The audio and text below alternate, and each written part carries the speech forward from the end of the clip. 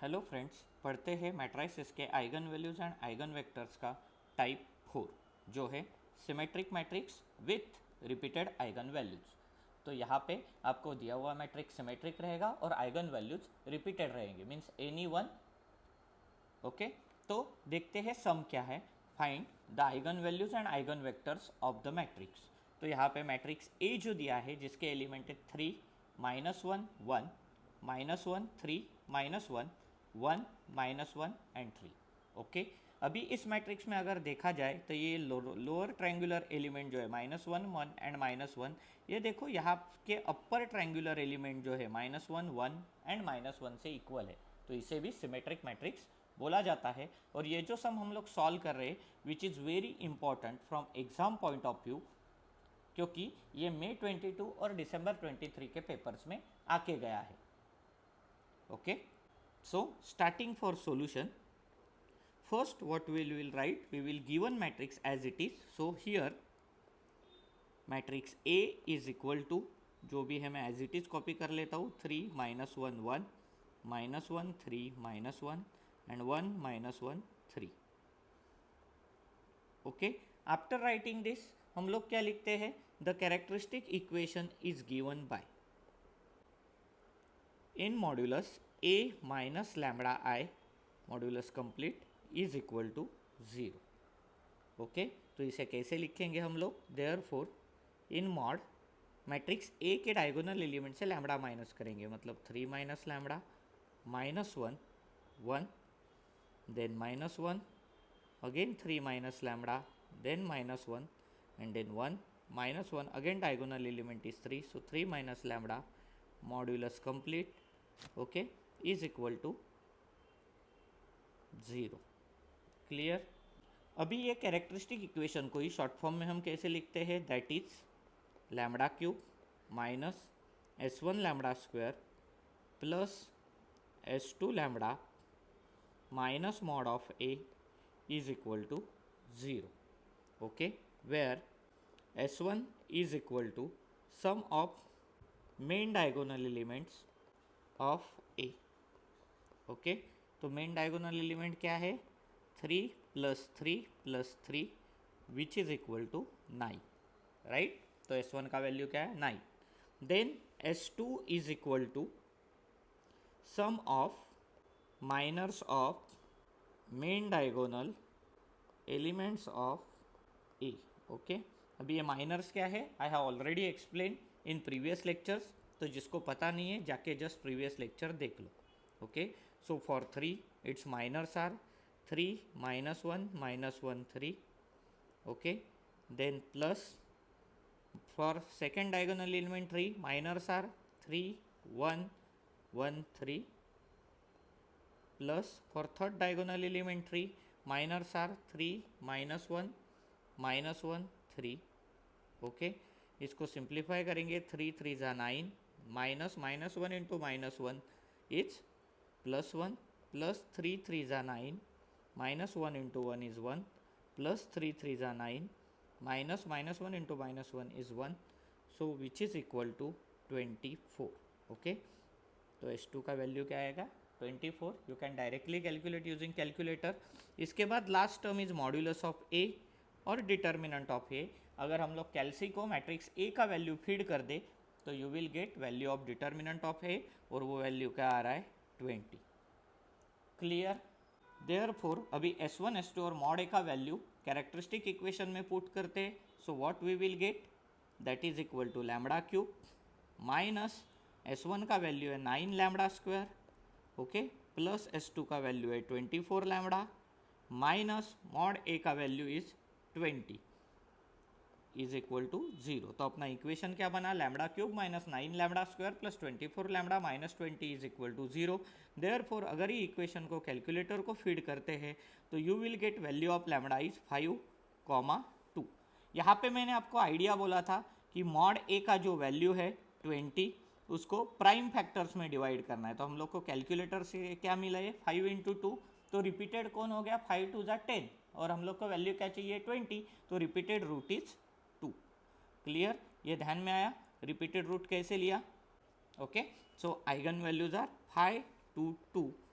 Okay, तो इसी को हम लोग क्या लिखेंगे, ये हो जाने के बाद eigen values.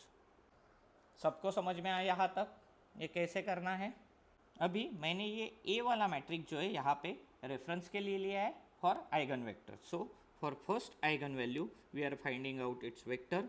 So 1 for lambda 1 is equal to 5 comma, उसका वैल्यू कैसे आएगा, in bracket A minus lambda 1 I bracket complete into X is equal to 0। तो इसे मैट्रिक्स फॉर्म में मैं कैसे लिखूंगा, ऑलरेडी मैंने ए रेफरेंस मैट्रिक्स लिया है। So that is equal to 3 minus 5, okay, minus 1 1, then minus 1, again 3 minus 5, again minus 1 1, minus 1, 3 minus 5 bracket close into x1 x2 x3 is equal to 0 0 0। Okay, ये समझ में आया? अभी मैं इसको सिंप्लीफाई कर लेता हूँ। So what simplification we get, that is -2 -1 1 -1, again 3 minus 5 is -2 -1, then 1 -1, 3 minus 5 is again -2। Okay, और यहाँ पे क्या लिखूंगा, x1 x2 x3 is equal to 0 0 0। Clear everyone? अभी मैंने एक यहाँ पे आपको चीज़ बोला था, if eigenvalues are distinct we have to go for by Cramer's rule. तो उसके लिए पहले हम लोग इसकी इक्वेशन लिखेंगे, और अभी हम लोग 2 ही इक्वेशन लिखेंगे because we required only 2 equation to save the time. तो कैसे लिखेंगे, -2x1, okay, then -1x2 plus 1x3 is equal to 0, then -1x1 -2x2 -1x3 is equal to 0।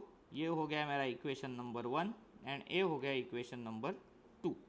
तो इसके बाद हम लोग क्या लिखेंगे, therefore by using Cramer's rule for equation 1 and 2।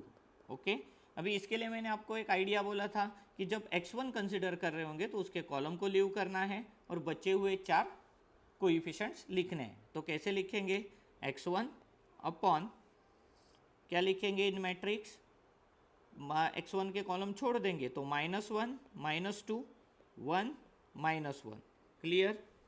Okay, is equal to x2 का sign is always minus, so -x2 upon यहाँ पे क्या लिखेंगे, अभी x2 का कॉलम को छोड़ देंगे, so -2 -1 1 -1, okay, is equal to x3 upon mod में क्या लिखेंगे, अभी x3 के कॉलम को छोड़ देंगे, सो -2 -1 -1 -2।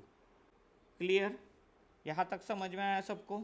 तो अभी कैसे करता हूँ देखो, therefore x1 upon -1 into -1 is 1, -2 into 1 is -2, so 1 plus 2 minus minus plus, so 1 + 2 is equal to then -x2 upon -2 into -1 is 2, -1 into 1 is -1, so it becomes +2 + 1 which is equal to x3 upon -2 into -2, that is 4, -1 into -1 is +1, so we have get this. Okay, so x1 by 3 is equal to -x2 upon 3 is equal to x3 upon 3. Okay, तो अभी इसे shortcut में कैसे लिखेंगे, therefore x1 by 3 is equal to x2 by -3 is equal to x3 by 3. Okay, अभी यहाँ पे अगर हम लोग देखेंगे तो ऑल 3 आर डिविजिबल बाय 3, सो मैं क्या करूँगा, हर एक को 3 से मल्टीप्लाई करूँगा, सो x1 by 1 is equal to x2 by -1 is equal to x3 by 1. तो ये क्या हो गया, multiplied by 3. Okay, therefore x1 upon 1 is equal to x2 upon -1 is equal to x3 upon 1 is equal to 1 take. Okay, तो मैं क्या लिखूंगा, therefore अवर vector x क्या आएगा, is equal to x1 x2 x3। तो x1 का value क्या आएगा, 1 into 1 is 1 minus 1 and 1। Okay, ये समझा सबको।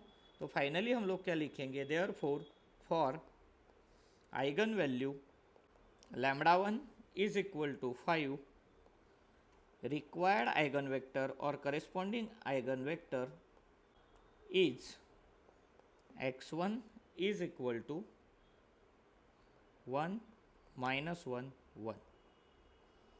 ओके, ये समझा सबको।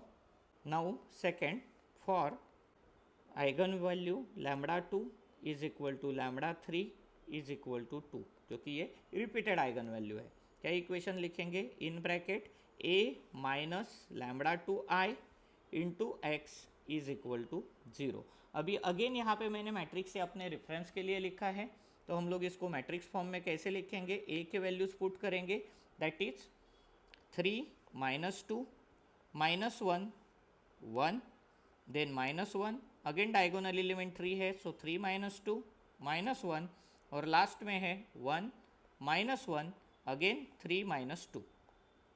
ओके, ये करने के बाद into x1 x2 x3 bracket close is equal to 0 0 0। Okay, ये हो गया। अभी क्या करेंगे, देखो सिंप्लीफाई करेंगे तो क्या वैल्यू आएगा, 3 minus 2 is 1 minus 1 1 minus 1 1 minus 1 and 1 minus 1 and 1। Okay, into x1 x2 x3 is equal to 0 0 0।